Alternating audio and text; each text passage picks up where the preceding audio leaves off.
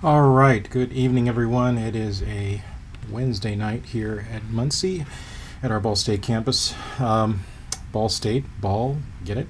Uh, our next project is an exciting project that takes us through examples of horizontal and vertical circulation. And we're taking some liberties here as in terms of metaphor and what I call personification. Your client for this project will be a series of small spheres or balls. We are at Ball State, so we are exploring those aspects, but they will be your clients for the next project, and they will be going through some circulation experiences. So we're embarking on creating some experiences for these different recreational objects to circulate through, and consequently, what the ball experiences might model what we might experience as we experience architectural space, or as we experience cities, or as we experience landscapes. So, some thoughts on circulation. In my education, this was a standout project in Berlin. I did a semester in Berlin as part of an exchange program with Ball State, so I was there for an entire summer. And so this particular edifice, this particular museum, this particular architectural expression, known as the Jewish Museum in Berlin by Daniel Libeskind, a Polish-born architect practicing out of New York City now. He also worked on the 9/11 site plan for New York City, the 9/11 site memorial site plan, as well as the master plan for the World Trade Center site. And so Studio Libeskind is a interesting studio that really focuses on architecture that shapes experiences and shapes metaphors and shapes memory. And so the Jewish Museum in Berlin is designed to evoke a story as one passes through it, as one visits it. It is a single circulation piece, so one circulates through the museum in one single path. As a timeline of history, the history of Jews living in Berlin, and the interruptions or those particular events of interrupting the continuity of history, including different portions of European history that involve persecution of Jewish populations, particularly those in Berlin. Each one of these voids, if you will, is removed from the architectural volume to evoke a specific time in history. And consequently, as one moves through this museum, they are expressed as those particular events along a timeline. It's a very interesting building because one actually enters through a pre-existing building. This is the former Berlin Museum. The formal name for this project was the Jewish History Wing of the Berlin Museum, but now it's just known as the Jewish Museum of Berlin. One actually enters through an pre-existing building, and then goes downstairs into darkness, and then emerges into a lower corridor, then emerges up through two sequences or circuits of floors, and then exits into the Garden of Exile to complete the experience of this entire museum as a timeline of Jewish history in Berlin, including those particular tragic events that occurred, particularly during the timeline leading up and during World War II. So I've had the privilege of visiting the building twice, once in 1997 and then again in 2006. And as one emerges out of darkness, literally darkness, from the entry staircase, one is confronted with this particular intersection or hallway, and this is a metaphor for how the Jewish population was brought into concentration camps, and how often those families were divided immediately as one entered the death camp. Some folks were sent to work, and some folks were sent directly to gas chambers. And so this architectural expression is a metaphor for very specific experiences that members of the Jewish population did experience in Europe during the time of the Holocaust. As the building unfolds, or as the exhibit unfolds, there are several additional metaphors and significant pieces in the interior architecture that evoke those particular experiences or specific events. And so it is a very powerful experience to witness this building. Each of the volumes or voids, if you will, I mentioned the voids that were removed entirely from the floor plan itself. One has to walk through them, and they are very dark, very cold spaces, evoking very specific tragic and or traumatic experiences in Jewish history. One of the voids symbolizes the Holocaust itself. Other landscape architecture theory and or spatial theories are interesting for us to think about too, as we start to think about circulation and experience. Concepts called serial vision, anticipation, prospect, and refuge are four things I think you will hear about several times in your education and in your career. This diagram expresses how one might start to approach a threshold or a wall or a passageway. One starts to have anticipation as to what might be on the other side. And one goes through that threshold, whether it be a gateway, a passageway, or a door, one then has several choices to work through. But it's those emotional aspects of looking around, trying to see one's environment, having a sense of anticipation, having a little bit of a prospect, or as you look through a door or a threshold or gateway or an interruption in the city grid, you do have a sense of prospect. Figuring out what's on the other side. And then refuge is the feeling we have when we pass through that door, pass through that threshold, and then start to understand our environment again. So these are some concepts that are really important in as we start to think about the planning of cities, the design of evocative landscapes, and the experiences of architecture that program our thinking in terms of how we unfold someone's experience as they move through space.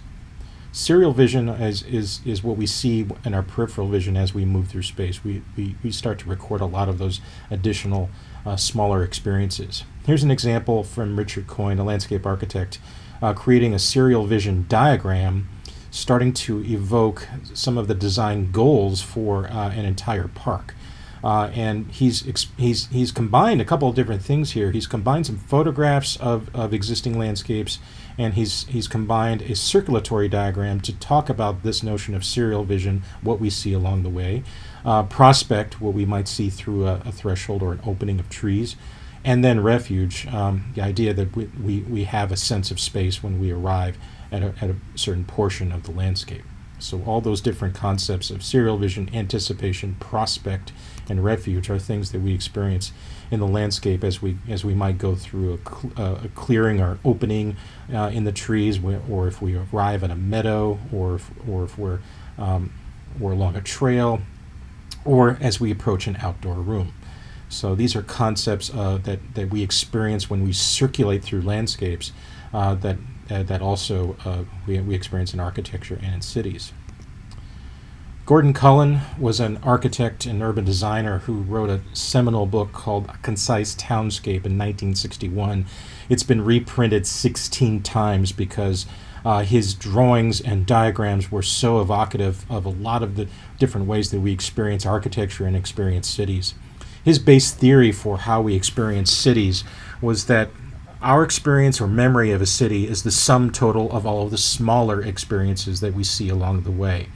As we walk through an entire city, or as we circulate through a city, our brain and our mind have a series of small camera views that as we look around and as we walk, as we pass through different gateways and passages, and as we open up into plazas and market streets and maybe sacred spaces, or as we go back into views of the landscape or a river or a view shed, it's the sum total of all those experiences that come together that give us the true experience or the portrait of the city, that picture of the city, or that feeling of a city.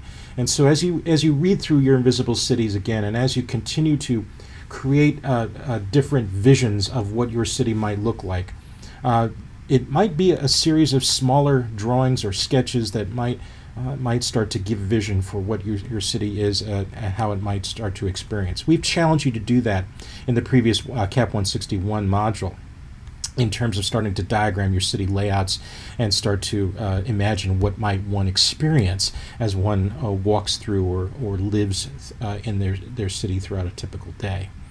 But Cullen's case for the serial vision, the concept of the serial vision, is that like a serial cartoon or a serial movie, of which is a series of small clips, or like a comic book, our experience of the city is the sum total of several smaller experiences.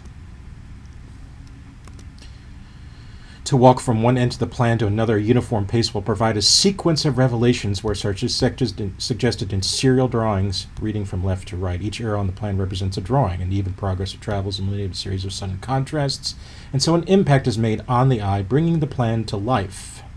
So the sum total of that diagram plus the smaller drawings is his record of this particular city.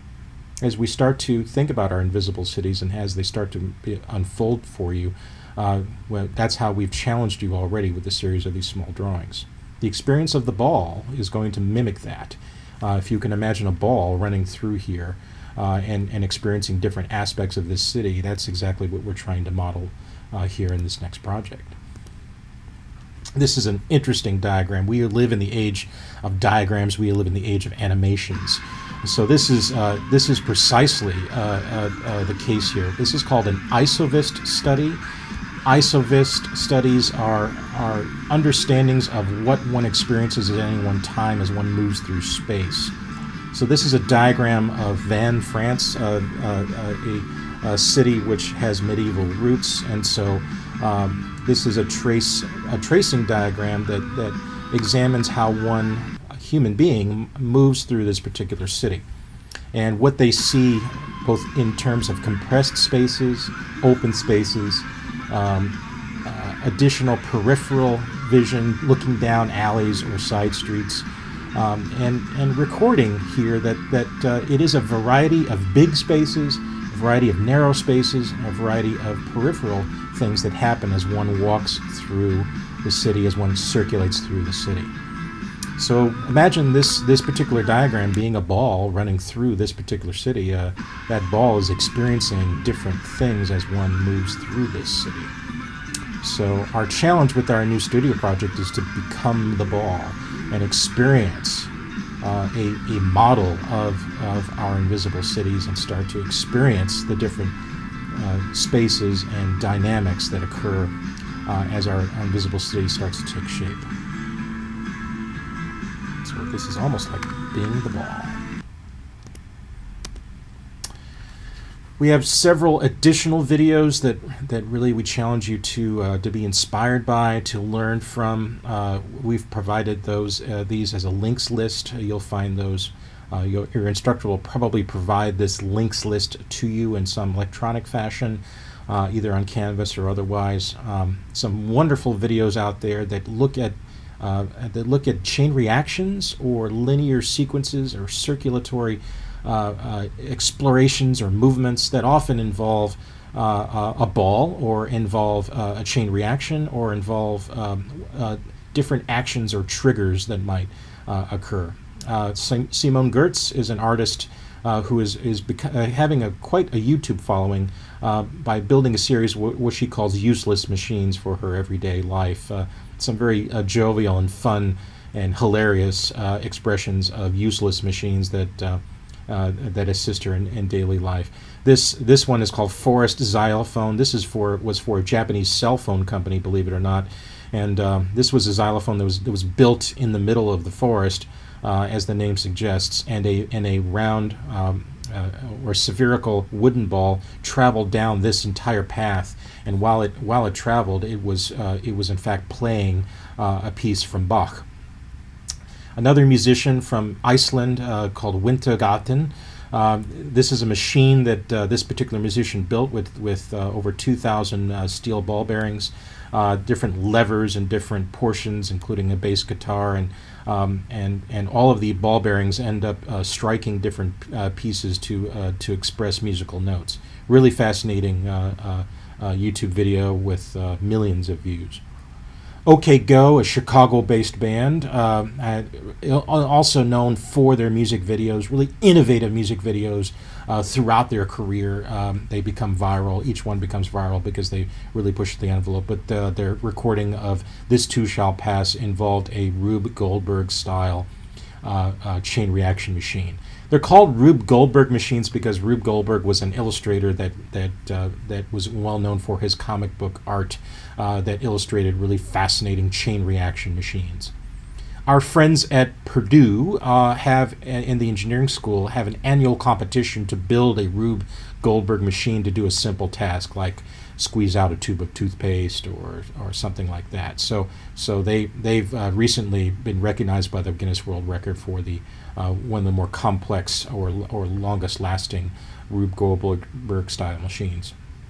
During the time of COVID and during the time of quarantine, this YouTube Sprice machines became well known for the chain reaction machines that were built in the domestic environment. And this first one here is called the Lemonade machine, a machine that involved this particular artist's entire house just to squeeze a lemon of lemonade.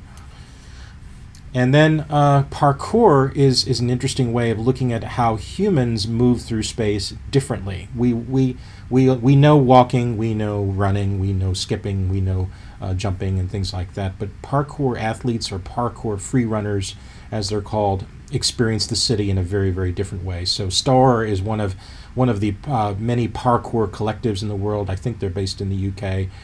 But this is an interesting video shot from their perspective from a GoPro of them running through several Paris rooftops. Very, very exciting and engaging video. A historic video. This actually won the Academy Award for Film Short in 1968 by the graphic designer Saul Bass. Saul Bass recorded this short video called Why Man Creates, a series of short notes on creativity.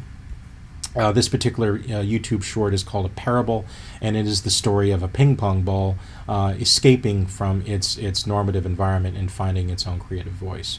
And then finally, from Honda Corporation, they recorded a viral commercial a few years ago called The Cog, in which these particular artists took every single part from a Honda car, took it apart, and then built a chain reaction Rube Goldberg style machine using all of the different parts of the Honda. So really fascinating viral video there. Do check that out. I think you'll really enjoy the windshield wipers in particular. I mentioned parkour. Parkour free running is an interesting way of looking at the urban environment and the built environment, because these particular athletes do not view the constructed environment like most of us do. They interpret the built environment in a very different way. So I think it's another way of understanding different populations and different ways of viewing the built environment. Certainly children view the built environment in a different way. Animals view the built environment in a different way. But parkour athletes are starting to really blur the lines of vertical and horizontal circulation in terms of how one moves through space. So there's lots of parkour videos out there. Do check them out, and they're really engaging ways of reinterpreting, if you will, the built environment, the constructed environment. And so we are fascinated by how one interprets their environment in a different way, beyond the normative or regular way of using the built environment. And I like this image a lot because it involves a different way of interpreting the design of this building versus how one normally uses the staircase. Plus, it also has a dog.